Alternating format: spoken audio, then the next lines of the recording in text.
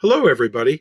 So today we're going to continue our discussion in Chapter 7, Section 2. This will be the third video where I'm showing you examples of using these exponent rules that we learned about in our first video from this chapter and section.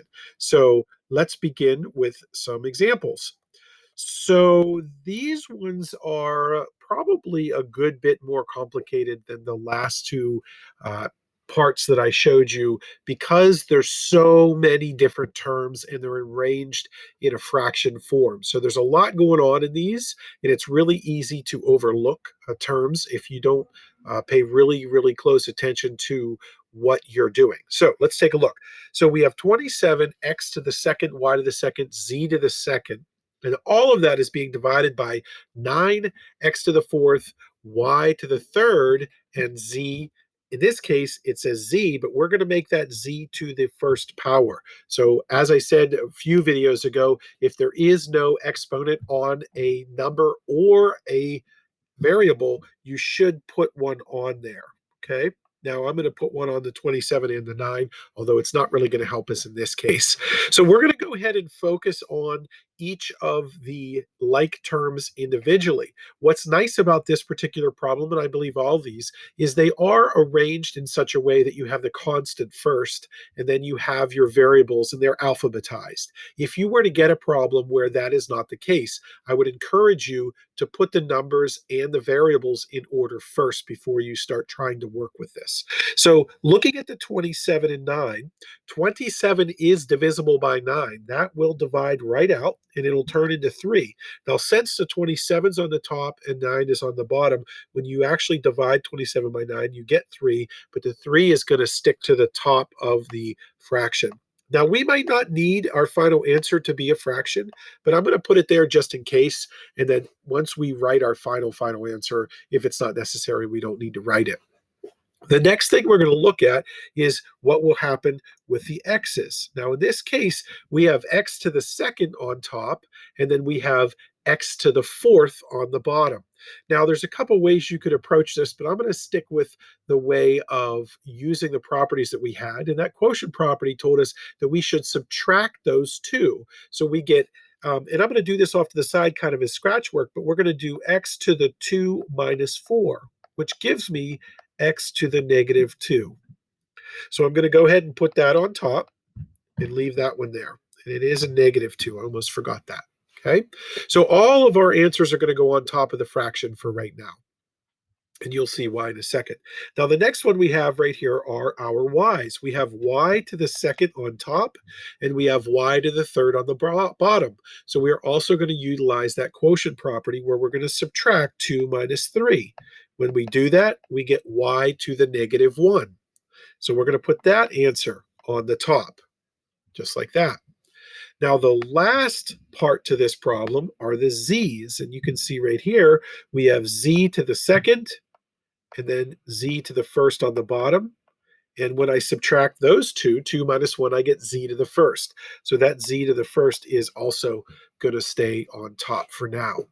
Now, talking about finalizing your answer, you cannot leave it with any negative exponents. And in this case, we have two negative exponents right now. We have this x that's negative and the y that's negative. So what that means is both the x and the y need to come down to the bottom of this fraction that we have. So the 3 is left behind, as is the z to the first. And then the x to the second comes down to the bottom, and the power becomes positive because it moved. And then the y to the first also goes down to the bottom, and the power becomes positive. And that right there is our final answer.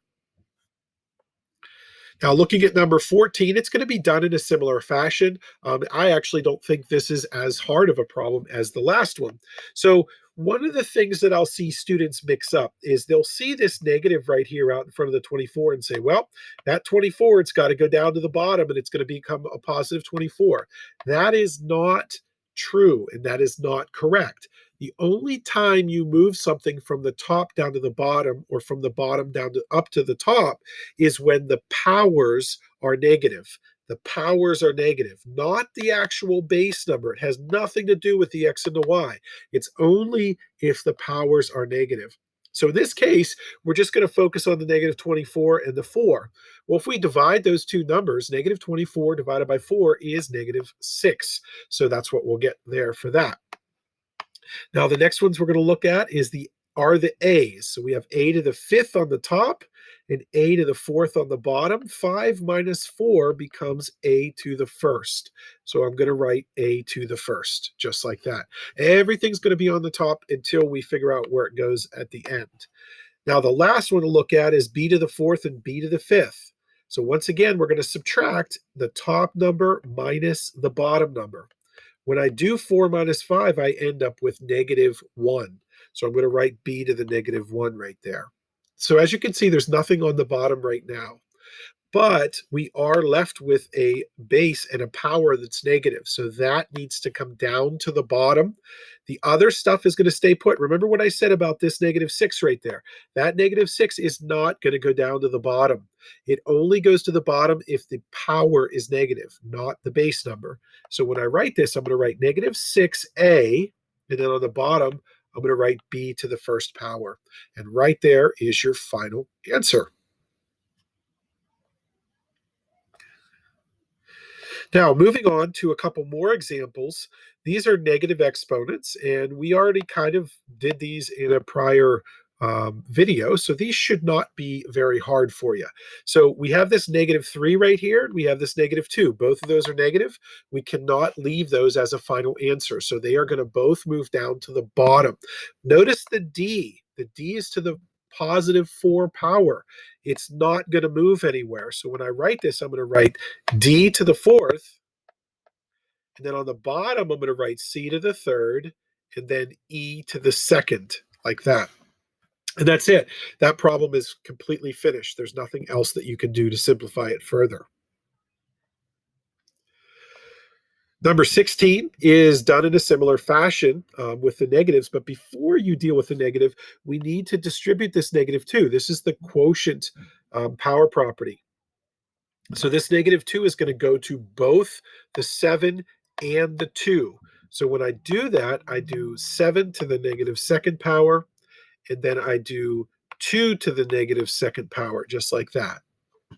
And now this problem is very similar to the last one that we did in the last video, where both of the numbers are going to flip-flop, which is what I showed you here. Remember, we circled this, and I said this is coming down, and then this number is going up like that. So those are going to flip their places because they're both negative. It's exactly what's going to happen right here. This 7, because it's negative, is going to come down to the bottom, and this 2, because its power is negative, is going to go up to the top.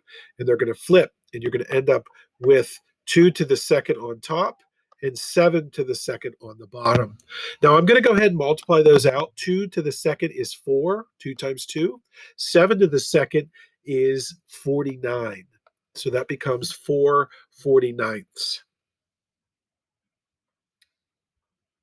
Now, the last two I'm going to show you here are just a continuation of that negative power property again. So we're looking, anything that's negative needs to switch its place. So you can see this x to the negative 3, it's going to come down here. And then this z to the negative 4 is going to go up there. So those two things are going to move. So we will be left with a y squared. It doesn't go anywhere in the fraction. The z to the 4th is going to come up. Remember, when you move its place from the bottom to the top or the top to the bottom, the power does become positive. And then lastly, that x to the negative 3 goes down to the bottom and becomes x to the positive 3. And there's your final answer for that one as well. Now, the last one I'm going to show you, it's another negative power. And so this right here is going to go down to the bottom. So what do you do when there's nothing left? And if you remember in the last video, I did say that if you remove everything from the numerator and there's nothing left, you have to put a 1 as a placeholder. So that 1 is going to stay in place. You can't have a fraction with nothing in the numerator. So the x to the 5 is going to move to the bottom, down here with its friend x to the 4th. Now, the thing with this is both of these bases are the same. And so when both of the bases are the same, we are allowed to combine their exponents. And since the bases are multiplying, the exponents are going to add, and it's going to become x to the ninth power. And that's your final answer. So I hope you guys understood this. This is the last video from this chapter and section. As always, if you have any questions, feel free to send me an email. Have a great day.